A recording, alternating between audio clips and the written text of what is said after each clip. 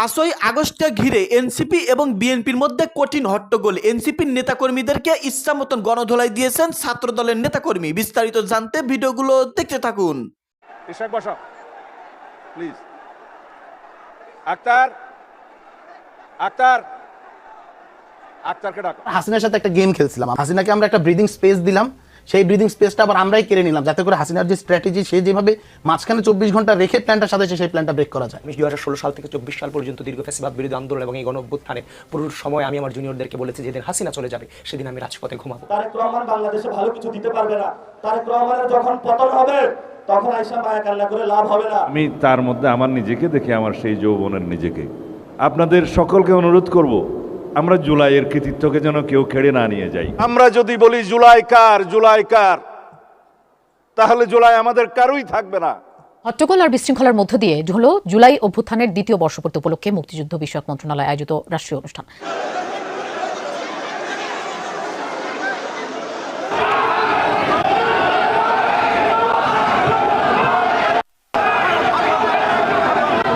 বাজারঘাট দখল বিএনপি, কিন্তু 5 তারিখের পরে লুটপাট গুলো তারা করেছিল, এটাও তাদের অস্বীকার করার জন্য নাই। আমাদের দেশে এই 5ই আগস্টের আগে কয়টা দল? তখন তো এনসিপি ছিল না, আওয়ামী লীগ আর বিএনপি, এই দুইটাই শক্তি। আর ওনাদের সঙ্গে ঘুরে বেড়ায় কে? জামাতে ইসলাম। আজকে একটা বিশেষ সাক্ষাৎকার দেখছি প্রথম আলোতে, নাহিদ ইসলাম সেখানে বলছেন ছাত্র প্রতিনিধিরা না গেলে অন্তর্বর্তী সরকারের টিকে থাকা কষ্ট হতো।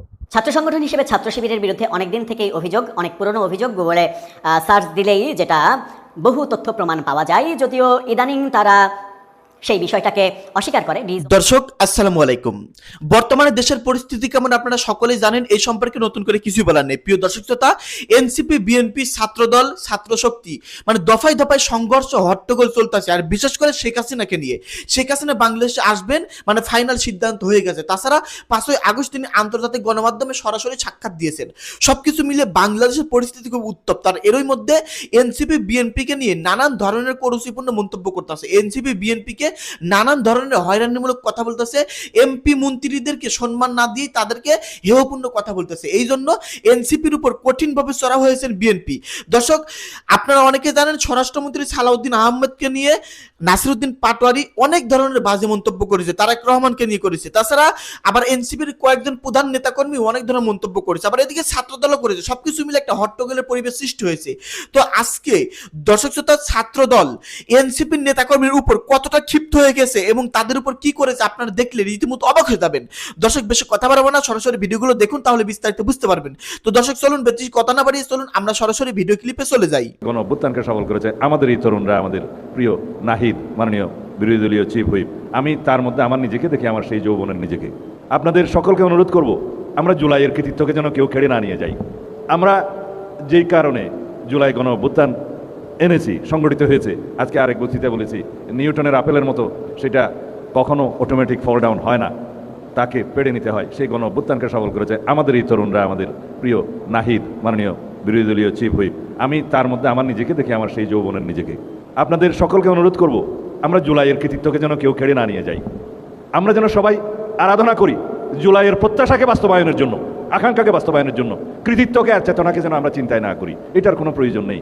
জুলাই অভ্যুত্থানে দেশের সকল মানুষ চেয়েছিল, যারা 2009 থেকে 2024 পর্যন্ত গুম খুনের শিকার হয়েছে, হামলা মামলার শিকার হয়েছে, অজস্র রক্তদান করেছে, অশ্রুজল দিয়েছে, তাদের সবারই এই জুলাই।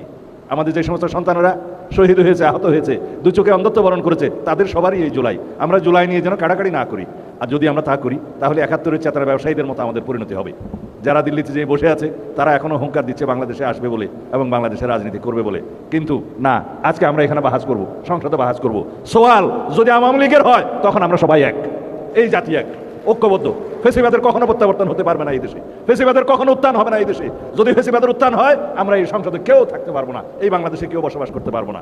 তারা গতবার যেই ভুল করেছে বলে মনে করে যে সবাইকে নিঃশেষ করে দিতে পারেনি।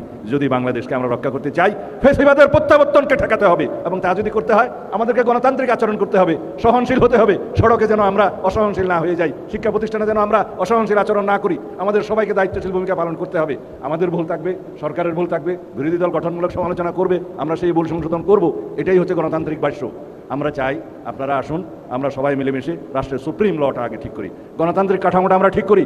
আগামীতে রাষ্ট্রপতি নির্বাচন হবে, সংসদ সদস্যগণ নির্বাচনে ভোট দেবে, কিন্তু সেই সংসদ সদস্যগণ নির্বাচনে ভোট দিবে বর্তমান সংবিধানের ভিত্তিতে, যাতে দলের বাইরে কেউ ভোট দিতে পারবে না। কিন্তু আমরা ওই সংস্কার চাই যেন জাতীয় সংসদের সদস্যরা রাষ্ট্রপতি নির্বাচনে স্বাধীনভাবে ভোট দিবে দলের বাইরে। সেই সংস্কারটা আমরা নিয়ে আসবো। আপনারা আসুন। 10 বছরের বেশি প্রধানমন্ত্রী কোনো মেয়াদে থাকতে পারবে না, যত মেয়াদেই হোক, যতবারই হোক, 10 বছরের বেশি থাকতে পারবেন না। আমাদের নেতা সেই প্রস্তাব দিয়েছেন, আমি নিজে সংস্কার কমিশন দিয়েছি। আমরা সেই সংস্কার আনবো, রাষ্ট্রে গণতান্ত্রিক সংস্কার হবে, সংশোধন হবে, রাষ্ট্র কাঠামোর গণতান্ত্রিক মেরামত হবে, সমস্ত প্রতিষ্ঠানগুলোকে আমরা ঢেলে সাজাবো। এই দেশে আর কোনোদিন স্বৈরাচারের উত্থান হবে না, এইটাই আমরা চাই। আজকের এই দিনে আমি বেশি বক্তব্য দেবো না, বক্তব্য দেওয়া আমার দোষ, আমি বেশি বক্তব্য আজকে দেবো না। আমরা আগে যদি যেতে চাই তাহলে আমরা যেন পরস্পরকে পিছিয়ে না টেনে ধরি। আমরা যদি গণতন্ত্রকে চাই তাহলে গণতান্ত্রিক চর্চা যেন আমরা করি। আমাদের মধ্যে সহনশীলতা আসতে হবে, আমাদের অধৈর্য হলে হবে না। সুতরাং প্রতি পরতে পরতে আমাদের গণতান্ত্রিক চর্চা করতে হবে, সাংবিধানিক সংস্কার আমরা আনবো সবাই মিলেমিশে, এই দেশটাকে এগিয়ে নিয়ে যাব। এমন একটা গঠনতন্ত্র আমরা করব, সংবিধান করব, যে সংবিধানের ভিত্তিতে দেশ অনেক দিন চলবে। স্বৈরাচারের কোনো দিন আর এখানে উন্মেষ হবে না, উৎপত্তি হবে না, কখনো স্বৈরাচার ফিরে আসতে পারবে না। আমাদের প্রভু থাকবে না, আমাদের বন্ধু থাকবে। এই নীতিতে আমরা এক থাকি, আমাদের সবার আগে বাংলাদেশ, এই নীতিতে এক থাকি। ধন্যবাদ। তারেক রহমান বাংলাদেশে ভালো কিছু দিতে পারবে না। তারেক রহমানের যখন পতন হবে তখন আইসা মায়া কান্না করে লাভ হবে না, তখন একটু পিছনে পড়ে যাবেন। ইতিহাসের সঠিক সিদ্ধান্ত নিতে হবে। তারেক রহমানের সাথে ভবিষ্যৎ নয়, ভবিষ্যৎ বাংলাদেশের জনগণের। দ্বিতীয় প্রতিষ্ঠা যে বার্ষিকী, আজকে সেই ডাক দিয়ে আপনাদেরকে বলে গেলাম, এই বাইতুল মোকাররমের চত্বরে, যেখানে হলো অনেক ইতিহাসের সাক্ষী, তারেক রহমান ক্ষমতায় থাকবে না, তারেক রহমান ক্ষমতায় থাকবে না। পতন শুরু হয়ে গিয়েছে, এখন তারেক রহমান হলো পিস্তল তাক করবে। আমরাও বলি 1400 লোক গেছে, বুকে রাত গুলি চালান, সমস্যা নাই, তবে আমাদেরকে কোনো পর টাকা দিয়ে কিনতে পারবেন না, কোনো নেগোসিয়েশন হবে না, একটু হবে না। পতন হবে আপনার বাংলার মাটিতে। জনগণ আপনাকে পতন করে শেখ হাসিনার মতো উচিত শিক্ষা দিয়ে তবে আমরা বাংলাদেশের যে দ্বিতীয় স্বাধীনতার যুদ্ধ, সেটার ভবিষ্যৎ মাত্রায় এগিয়ে নিয়ে যাব। সবাই ভালো থাকবেন, নিরাপদে থাকবেন, আশেপাশে দেখে রাখবেন যারা ছাত্রদল, যুবদল, বিএনপির সন্ত্রাসী, তারা যাতে জনগণের উপরে কোনো অত্যাচার না চালাইতে পারে। এবং কোথাও যদি বিদ্যুৎ, গ্যাস এগুলোর সংকটে পড়ে, সবাই থালাবাটি, বাসন, কলস নিয়ে রাস্তায় নামবেন। ক্ষমতায় বসেছ, গ্যাস দিতে হবে, বিদ্যুৎ দিতে হবে, সিন্ডিকেট চলবে না, কোনো পণ্যের দাম বাড়ানো যাবে না। যদি না দিতে পারো ক্ষমতা থেকে চলে যান, আমরা ক্ষমতা চালাইতে পারবো ইনশাআল্লাহ। সবাই দোয়া করবেন। আসসালামু আলাইকুম।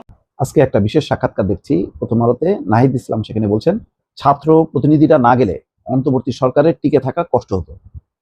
কথাটা ঠিক না, বরং এটা ক্ষতি হয়েছে, ছাত্র প্রতিনিধিদের জন্য ক্ষতি হয়েছে।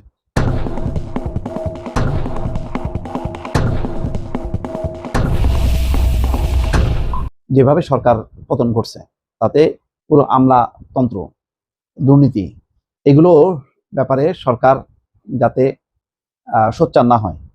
এবং এই ফাঁদ, এটা আমলাতন্ত্র তো একটা ফাঁদ, বিভিন্ন জায়গায় যেখানেই সরকারে আপনি দায়িত্ব দেবেন, ভালো মানুষ খারাপ হয়ে যায়। ছাত্ররা তাদের গণঅভ্যুত্থান হয়ে গেছে, এখন যখন নাকি তারা লক্ষ লক্ষ কোটি টাকার বিষয় সামনে আসছে, তারা অফার হয়েছে, এবং এরাও পাগলের মতন বাঁচার জন্য আমলা হোক আর সাবেক রাজনীতিকরা হোক, তখন তারা এই টাকাগুলো ব্যয় করছে। এবং পুরো সিস্টেমটা পরিবর্তন না করে এই সরকারে পার্টিসিপেট করাটা, এটা মহা ভুল হয়েছে। বরং ছাত্রদের যে সামাজিক কর্মকাণ্ডগুলো, সেই কর্মকাণ্ডগুলো যদি চালু রাখতো, কারণ 15 বছর শাসনের পর সারা দেশে আইন শৃঙ্খলা পরিস্থিতির অবনতি হয়েছে। ট্রাফিক ব্যবস্থাপনায় ছাত্ররা একটা চমৎকার ভূমিকা রাখছিল রাস্তায় রাস্তায়, যদিও সেটা খুব পরিকল্পিত না। সেটাকে যদি পরিকল্পিত উপায়ে যদি পরিচালনা করা যেত, তাহলে ছাত্রদের সুনাম বাড়তো। পাড়া মহল্লায় যাতে কেউ চাঁদাবাজি না করতে পারে, কারোর সম্পত্তির উপরে, বাড়ি ঘরের উপর যাতে আঘাত কেউ না করতে পারে, এবং আইন অনুযায়ী সবকিছু চলবে। মব তৈরি করতে যাতে কেউ না পারে। তৌহিদি জনতার নামে যে ঘটনাগুলো ঘটছে, বিভিন্ন মাজারের উপরে যেই আক্রমণগুলি হয়েছে, এইগুলির উপরে আর কোনো নিয়ন্ত্রণ ছিল না। ছাত্ররা যেহেতু সরকারে চলে গেছে, তখন তারা সরকারের ওই মেকানিজমের মধ্যে ব্যস্ত হয়ে গেছে, অথচ পাবলিককে রক্ষা করার মতন আর কেউ ছিল না। আইন শৃঙ্খলা বাহিনীর তখন ভঙ্গুর দশা, তারা নিজেদেরই রক্ষা করতে পারে না, বারে বারে সেখানে সেনাবাহিনীর সহায়তা নিয়ে কোনো রকমে টিকে ছিল। সেই জায়গায় ছাত্ররা যদি পাড়া মহল্লা, জেলা, উপজেলায় সমস্ত জায়গায় যদি কমিটি করে করে জনগণের পাশে থাকতো, ইমেজটা অন্যরকম।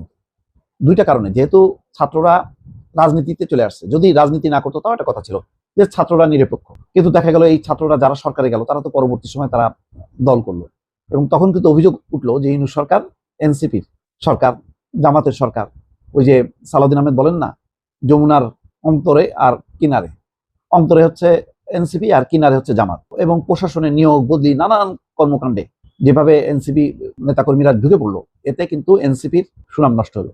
টিকে থাকবে কেন? প্রথমে তো একটা গাইডলাইন দেওয়ার কথা যে আপনি 3 থেকে 6 মাসের মধ্যে আপনি নির্বাচন দেবেন, শাসনতান্ত্রিক ধারাবাহিকতা রক্ষা করবেন। কিন্তু এই যে ইউনূস সরকারকে কবচায় তারা এই সরকারের এই গুরুত্বপূর্ণ দায়িত্বে মন্ত্রী পদমর্যাদায় যখন ছাত্ররা চলে যায়, তখন ছাত্রদের তো মাথা ঠিক থাকে না। তারপরেও যদি সেটা বিতর্কর বাইরে থাকতো সেটাও কথা ছিল, কিন্তু দেখা গেল একের পর এক দুর্নীতির কেচ্ছা কাহিনী বেরোতে থাকলো। এবং তার পরিণতি কি হলো? এইরকম একটা গণঅভ্যুত্থানের দল, তারা শিক্ষা প্রতিষ্ঠানগুলো চলে গেল ছাত্র শিবিরের হাতে, নির্বাচনে তাদেরকে ঢুকে যেতে হলো জামাতের কোলে, এবং শেষ পর্যন্ত 5-6টা আসন নিয়ে তাদেরকে সন্তুষ্ট থাকতে হলো। এটা কোনো ভালো কোনো দৃষ্টান্ত না। এই সরকারে পার্টিসিপেট করার মধ্য দিয়ে এনসিপি বা ছাত্রদের শক্তিটা দুর্বল হয়েছে। আমি তো কোনো টিকবে না কেন? তখন সেনাবাহিনী পক্ষে, সবাই রাজনৈতিক শক্তিগুলি পক্ষে আছে, না টিকার কোনো কারণ নেই। যে মানুষগুলো ছিল তারা সবাই অভিজ্ঞ। এটা আমি বলবো যে এই সরকারে যাওয়ার মধ্য দিয়ে সবচেয়ে ক্ষতিগ্রস্ত হয়েছে এনসিপি। নির্বাচন যত দেরি হয়েছে, আস্তে আস্তে তাদের ইমেজ নষ্ট হইতে হইতে তারা সংসদে আলাদা যে একটা নির্বাচন করে একটা অবস্থান থাকবে, সেই অবস্থানে তারা যেতে পারবে না।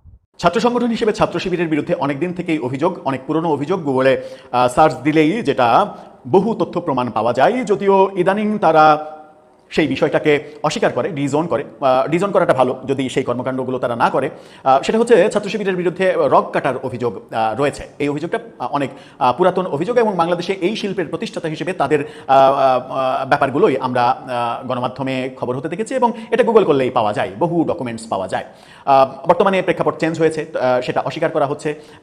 কিন্তু অস্বীকার করা হোক কিংবা স্বীকার করা হোক, আগের কর্মকাণ্ড ভুল ছিল, এটা যদি অন্তত অনুধাবন ব্যাপার আসে তাহলে সেটা দেশের জন্য মঙ্গলজনক। কিন্তু ভয়াবহ সত্য বেরিয়ে এসেছে, একটি বিশ্ববিদ্যালয়ের ছাত্র সংসদের এজিএস সরাসরি ফেসবুকে পোস্ট দিচ্ছেন রক কাটার হুমকি দিয়ে, এবং টার্গেট করছেন ক্ষমতাসীন ছাত্রদলকে।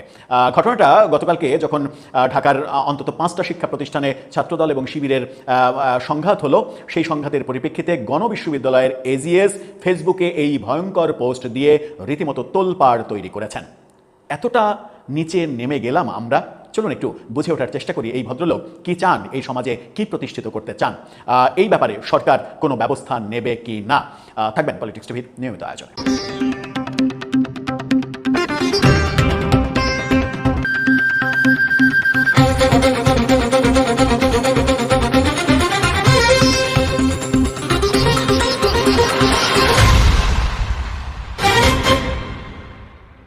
দর্শক, বলছিলাম প্রকাশ্যে রগ কাটার হুমকি, এবং মানে এক ধরনের তিনি শিবিরকে তুচ্ছ তাচ্ছিল্য করছেন, এবং তিনি বলছেন যে এগুলো করে মানে মিউ মিউ করে রাজনীতি করে লাভ নাই, ওই থিওরিতে যেতে হবে। কোন থিওরি?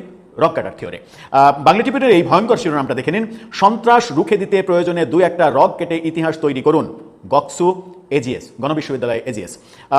তিনি যেটা বলছেন চলুন একটু জানি। গণবিশ্ববিদ্যালয় কেন্দ্রীয় ছাত্র সংসদ গকসুর মানে সহ সাধারণ সম্পাদক এজিএস সামিউল হাসান শোভনের একটি ফেসবুক পোস্টকে কেন্দ্র করে সামাজিক যোগাযোগ মাধ্যমে তোলপাড় শুরু হয়েছে। গত রাতে এই ঘটনাটা ঘটেছে, তিনি এই পোস্টটা দিয়েছেন। এতে তিনি লিখেছেন, তার পোস্টটা একটু দেখে নিন, তার পোস্টটা দেখে নিন, এবং তার পোস্ট সহ ছবিটা দেখে নিন, তার ছবি এবং পোস্ট পাশাপাশি দেখে নিন। কত মানে সুন্দর একটা নিষ্পাপ একটা চেহারা এই ছেলেটার, কিন্তু তার মধ্যে এরকম জিঘাংসা, এটা কল্পনাই করা যায় না। তিনি লিখছেন যে তার পোস্টে তিনি লিখছেন, সংসদে বিএনপির সঙ্গে জামাতের আর ক্যাম্পাসে ছাত্রদলের সঙ্গে শিবিরের এই কুসুম কুসুম প্রেম জাস্ট একটা ফাজলামি। হে শিবির, মানে শিবিরকে বলছেন, হে শিবির, ওরা আপনাদের চোখ তুলতে পারে, গোড়ালি কাটতে পারে, মাথা ফাটাতে পারে, আর আপনারা সারা জীবন খালি মার খেয়ে প্রতিবাদ মিছিলি করে গেলেন। 90-এর দশকে শিবিরের ওপরে পায়ের রগ কাটার মিথ্যা অপবাদ আছে, তিনি বলছেন মিথ্যা অপবাদ আছে। সন্ত্রাস রুখে দিতে প্রয়োজনে 2-1টা রগ কেটে ইতিহাস তৈরি করুন। আপনারা তো এত আইনের প্রতি শ্রদ্ধা দেখিয়ে কি করবেন? তারা তো ঠিকই আইনকে মিডল ফিঙ্গার দেখাচ্ছে প্রতিনিয়ত। তোমাকে আবার জেগে উঠতে হবে হে শিবির ক্যাডার নাসির, দেখো পুনরায় নব্য সন্ত্রাসের উত্থান হয়েছে। সামির হোসেন শোভন গকসু নির্বাচনে শিবিরের সমর্থিত প্যানেল থেকে প্রতিদ্বন্দ্বিতা করে নির্বাচিত হয়েছিলেন। ফেসবুক পোস্টের বিষয়ে তিনি বাংলা ট্রিবিউনকে বলেছেন, পোস্টটি আমি নিজেই দিয়েছি, তবে এটি আমার ব্যক্তিগত মতামত, এর সঙ্গে গণবিশ্ববিদ্যালয় বা গকসুর কোনো সম্পর্ক নেই। শিক্ষার্থীদের প্রতিক্রিয়া পোস্টটি দেওয়ার পর সামাজিক যোগাযোগ মাধ্যমে সমালোচনা করছেন সবাই। আইন বিভাগের শিক্ষার্থী, আমি নাম বলতে চাই না, তিনি ফেসবুকে লিখছেন, বর্তমান প্রেক্ষাপটে একজন ছাত্র সংসদের এজিএস এর এমন বক্তব্য দায়িত্বশীলতার সঙ্গে সামঞ্জস্যপূর্ণ নয়। কি ভদ্র ভাষা! একজন ছাত্র প্রতিনিধি হিসেবে এ ধরনের হুমকিমূলক বক্তব্য সাধারণ শিক্ষার্থীরা স্বাভাবিকভাবে নেবে না। এদিকে গকসুর ক্যান্টিন সম্পাদক বলছেন, ছাত্রদলের রগ কাটার জন্য প্রয়োজনীয় প্রসিডিউর শিরোনামে একটি পোস্ট দেন। সেখানে অস্ত্রোপচারের বিভিন্ন ধাপ উল্লেখ করে বিদ্রুপাত্মক মন্তব্য করা হয় এবং অ্যানেস্থেশিয়া ব্যবহারের কথাও লেখা হয়। কি ভয়ঙ্কর ব্যাপার স্যাপার চলছে। এজিএস বলছেন, সমালোচনার মুখে তিনি বলছেন, আমার পোস্টে কোথাও গণবিশ্ববিদ্যালয় বা বিশ্ববিদ্যালয় সংশ্লিষ্ট কোনো ঘটনার উল্লেখ নেই। এটি সম্পূর্ণ ভিন্ন একটি প্রসঙ্গে লেখা ব্যক্তিগত পোস্ট। বিশ্ববিদ্যালয়ে এমন কোনো ঘটনা ঘটেনি যার সঙ্গে পোস্টটির সম্পর্ক আছে। জাতীয় সংসদ এবং বিভিন্ন ক্যাম্পাসে সামগ্রিক রাজনৈতিক পরিস্থিতির প্রসঙ্গেই এটি লেখা হয়েছে। কোনো নির্দিষ্ট বিশ্ববিদ্যালয় বা প্রতিষ্ঠানের কথা বলা হয়নি, তাই এটিকে গণবিশ্ববিদ্যালয় বা ছাত্র সংসদের সঙ্গে সম্পৃক্ত করার সুযোগ নেই। মানে গণবিশ্ববিদ্যালয়ের সঙ্গে সম্পৃক্ত হতে হবে কেন? আপনি তো স্পষ্টই শিবিরকে উল্লেখ করে বলছেন এবং সব শিক্ষা প্রতিষ্ঠানের কথা বলছেন, সেখানে গণবিশ্ববিদ্যালয়ের প্রসঙ্গ আসলেই বা কি না আসলেই বা কি? গকসুর ভিপি বলছেন, ইয়াসিন আল মৃদুল, তিনি বলছেন ছাত্র সংসদের কোনো প্রিয় দর্শক, আশা করতেছি বিস্তারিত ভিডিওগুলো আপনারা সম্পূর্ণ মনোযোগ সহকারে শুনেছেন এবং দেখেছেন। প্রিয় দর্শক, আজকের ভিডিওতে আপনারা যে আলোচনা শুনতে পারলেন, রাজনৈতিক বিশ্লেষকরা যেসব আলোচনা করলো, প্রিয় দর্শক মন্ডলী, সমস্ত কিছু মিলিয়ে আপনাদের কি মনে হচ্ছে? বর্তমান দেশের পরিস্থিতি, রাজনৈতিক অবস্থা মিলিয়ে আমাদের দেশের পরিস্থিতি কিন্তু বেশি একটা ভালো নেই। আর 5ই আগস্টে শেখ হাসিনার বৈঠকে যে সিদ্ধান্ত হলো তিনি ডিসেম্বরে দেশে ফিরবেন, তিনি যদি সত্যি সত্যি ডিসেম্বরে দেশে ফিরেন, তাহলে আমাদের বাংলাদেশের পরিবেশ কি হবে মহান আল্লাহ তাআলাই ভালো জানে। দর্শক, সবকিছু মিলে কিন্তু সবচেয়ে বেশি বিপদের মধ্যে পড়বে এনসিপি এখনই ছাত্র দলের কাছে হামলার শিকার হচ্ছে, আর শেখ হাসিনা দেশে ফিরলে আরো বেশি শিকার হবে, তখন আওয়ামী লীগও হামলা করবে। দর্শক, সবকিছু মিলিয়ে আপনাদের মূল্যবান মন্তব্যটি ভিডিওর কমেন্ট বক্সে লিখে জানিয়ে দিবেন। সকলে ভালো থাকবেন, দেখা হবে খুব শীঘ্রই নতুন কোনো ইম্পর্টেন্ট নিউজ নিয়ে। ধন্যবাদ।